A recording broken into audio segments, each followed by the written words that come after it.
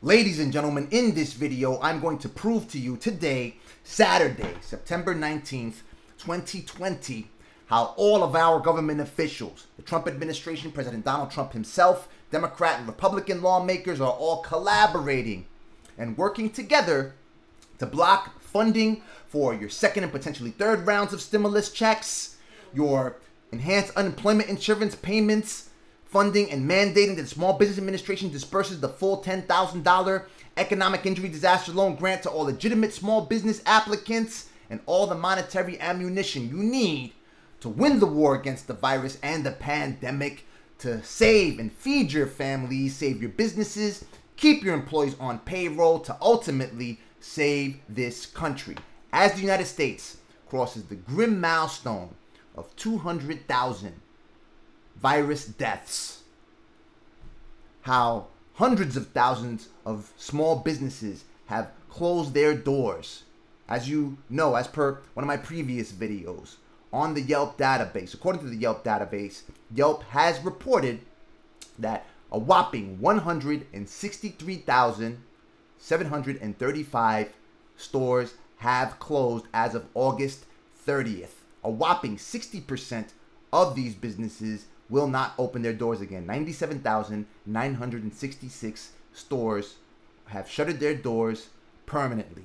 States and cities have failed to reopen schools completely. Here in New York City, high schools will not open until the beginning of October. So now lawmakers are scared. They're chewing their nails down to the cuticles, or in my case, down to the splint, because they fear that constituents will vote them out, will fire them because they did not play nicely and work together in reaching an agreement and making a deal for the next round of stimulus. And that's due to the pressure that we've been applying, ladies and gentlemen.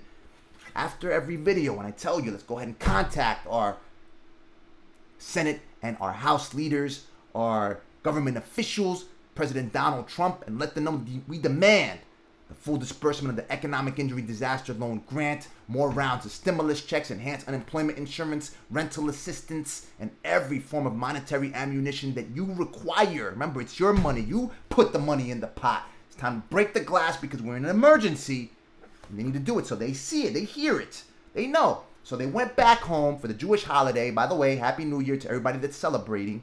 And they fear that they're going to get an earful. And they're already getting the earful because we don't have to be there personally and throw tomatoes at them. And they have to wear glass shields because we want to poke their eyes out when we toss a carrot at them while they're on stage talking about the things that they supposedly they did, but they didn't do absolutely nothing. We let them know via email, via phone calls. We've been letting them know and relaying the crumbling economic indicators, proving to them that they're not doing what needs to get done in order to save the country, in order for us to prioritize the health and safety of our families, health and safety of our employees' families, so they can save the country. There's only 45 days left until Election Day, so now they're worried.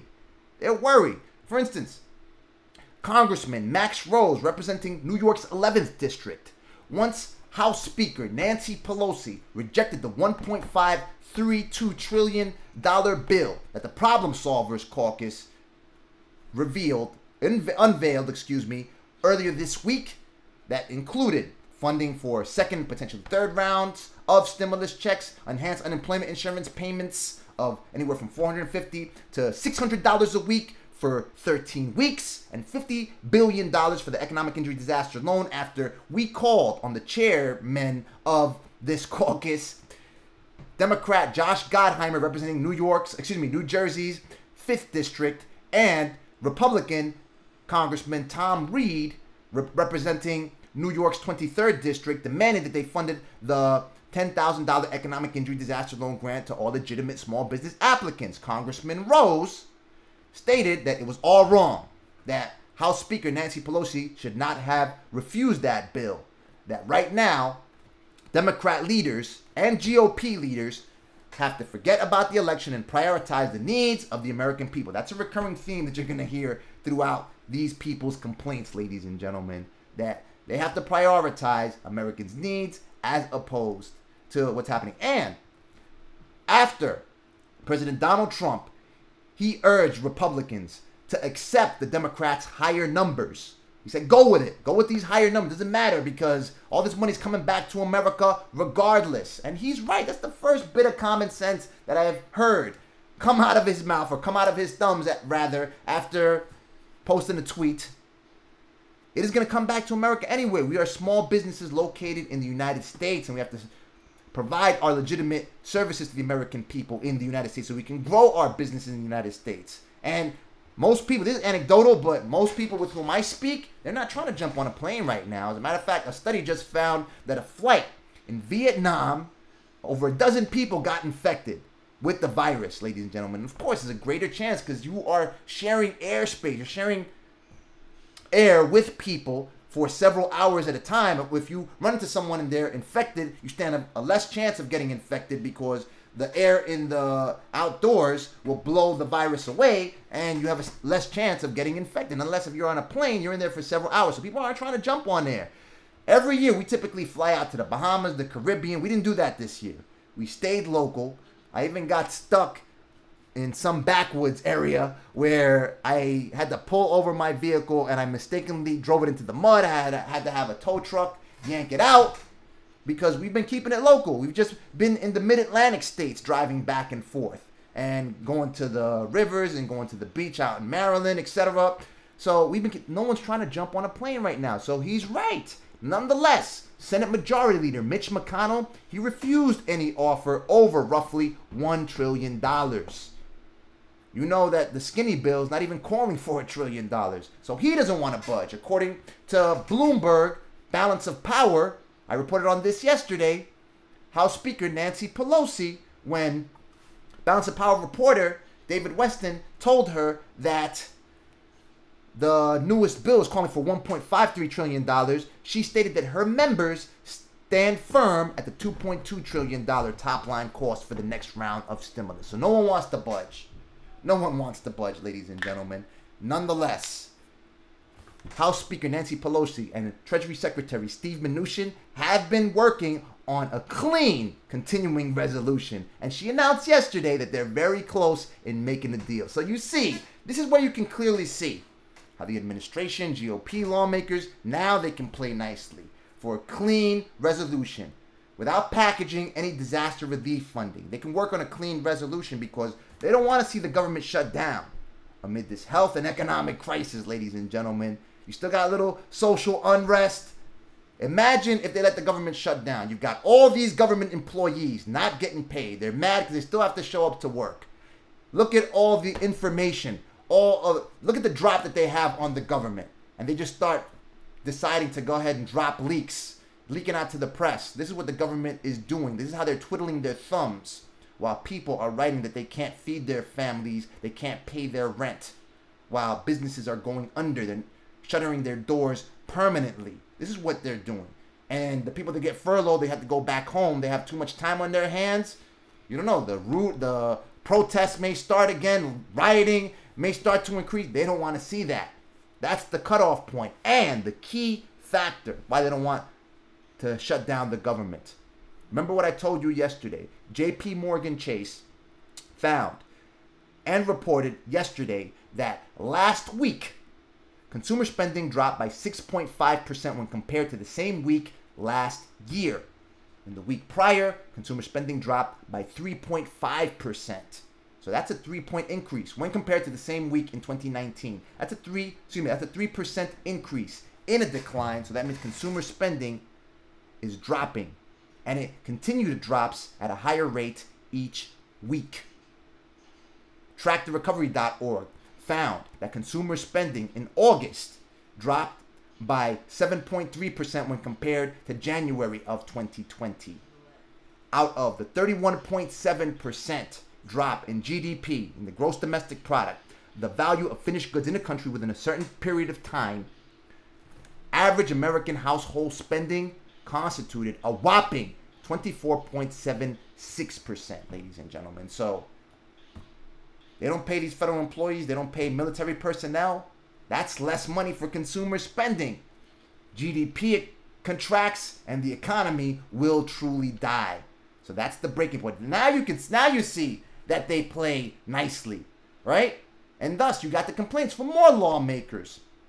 Congressman Conor, representing Pennsylvania's 17th district, stated, arguing rather, that if constituents don't see lawmakers negotiating, voting on bills, passing bills, basically working for the American people, then we are going to assume that they're doing nothing. Duh. What else do you get paid to do? Why else did we elect you in these positions? Why did we make you the honorable whatever? Conor, House Speaker Nancy Pelosi, Mitch McConnell, to go out and vote on bills, negotiate with the other party, and do what you have to do to pass the laws that provides the monetary ammunition and everything we need to save this country, because you're not going to do it, of course. So they want to get something moving. That said, right now, Democrats are floating three options. Either staging a vote for a recalibrated $3.4 trillion package, the HEROES Act basically, remix, that reflects the changes in the economic and health landscape since May, since they passed the act. Staging a vote or putting up for a vote a Democratic bill at the $2.2 trillion top line number that, on behalf of Democrats, Speaker Nancy Pelosi is demanding, or simply holding the line, resisting until the administration resumes negotiations and they pass a bipartisan bill for the next round of stimulus. As you know, House Speaker Nancy Pelosi, she stated that her members are staying in Washington. They're staying here. That's what she said, at verbatim, until they reach an agreement and make a deal for the next round of stimulus. Nonetheless, they're not going to stay there.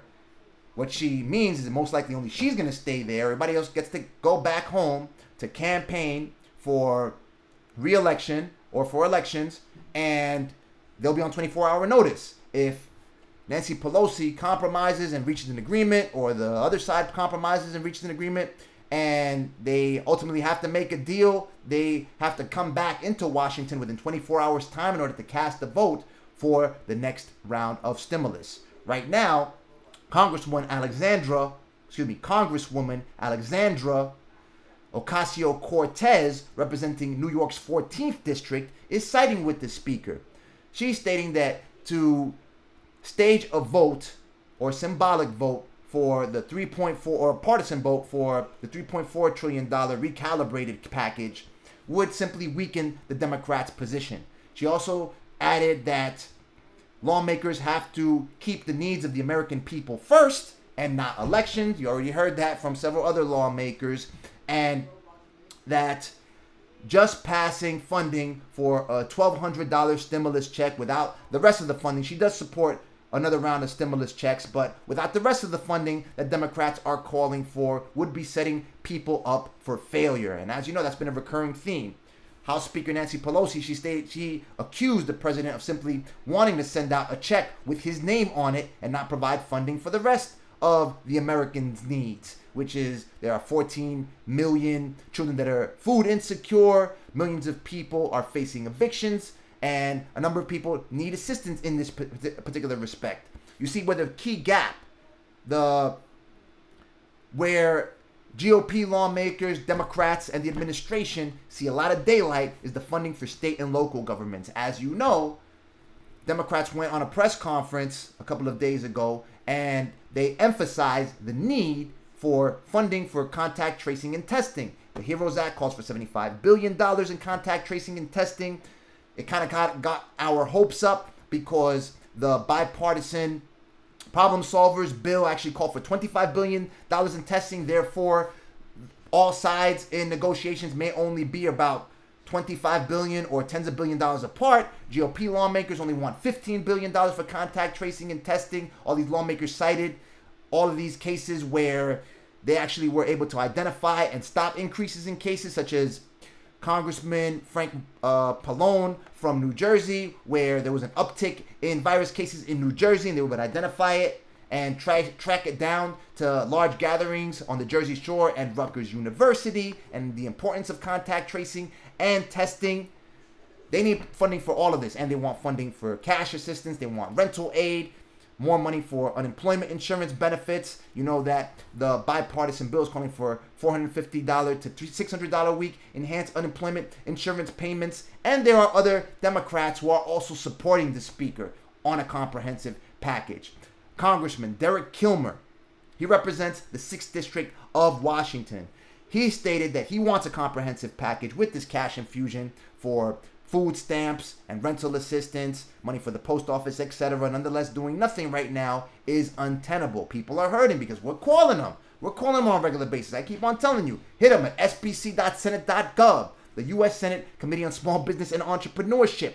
And you can find all your congressional leaders, everyone down to the city council member that represents your area, at usa.gov/elected-officials. You can probably even find the leader of your neighborhood crime watch on usa.gov/elected-officials. And we've been hammering them. And they know. They know. Because another congressman, Democrat Congressman Dan Killdee, representing Michigan's 5th District, stated that he's for a comprehensive package. Nonetheless, if the administration and lawmakers can't come to an agreement, they can't compromise, they can't make a deal by early October, then Democrats should stage a vote for a bill at the $2.2 trillion mark. After President Donald Trump demanded and urged Republicans to accept the higher numbers, and the money's coming back to America anyway, to make a deal for the next round of stimulus,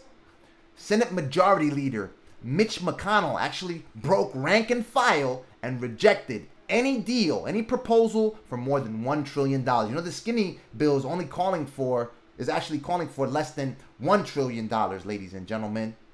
So what does he know that we don't? I know all these polls are favoring Vice President Joe Biden, Democrat nominee for President of the United States. As a matter of fact, a recent ABC and Ipsos survey poll found that a whopping 68% of respondents do not trust President Donald Trump with handling the crisis. New York Times and Siena College survey found that only 35% of respondents trusted President Donald Trump with handling the virus, and 60% of respondents trusted Democrat nominee Joe Biden with handling this crisis. So at this particular point in time, Mitch McConnell may be saying, you know what? The old man is bonkers. I know what GOP constituents need and want. He doesn't see he has the same influence because a couple of months ago, you have to remember, Mitch McConnell stated that there was no daylight in between what the Trump administration and GOP lawmakers in the Senate wanted for the next round of stimulus, ladies and gentlemen. So what has changed since then? I know you're seeing all these numbers. You're seeing swing states favoring the Democrat nominee. But what else is he seeing if they're breaking rank and file? What kind of president do we have? Or they're just doing it on purpose. And if they're doing it on purpose, so either way, one way he's a weak president and the other way he's collaborating in order to block funding for your second and third round of stimulus checks, your enhanced unemployment insurance payments, the $10,000 economic injury disaster loan grant for all legitimate small business applicants, the full disbursement, and all the monetary ammunition, as I said before, that you need to save this country, because you constitute 70% of GDP. As small business owners, you constitute 99.9% of all businesses in the United States that employ 60.6 million people. If you go under, it even affects people who are just employees and are not small business owners. Why? Because there are less people that are employed, less people to spend money at the companies at which they work. Those companies receive less revenue. They start laying people off as well. Less consumption overall. The economy is dead. Let me know what you think. Drop your comments in the comment section below. Watch this video right here for more economic injury disaster loan grant and continued stimulus coverage. Click the like button if you like the video. Click the subscribe button to stay on top of my findings. We mobilize like no one else does. As you can clearly see, we have applied the appropriate pressure and we have to continue to apply the appropriate pressure. Visit usa.gov/elected-officials. Locate everyone who you need to contact and let them know. Demand what is the monetary ammunition you need to save this country. May God bless you. May God bless the United States of America and everybody else on this planet. Talk soon.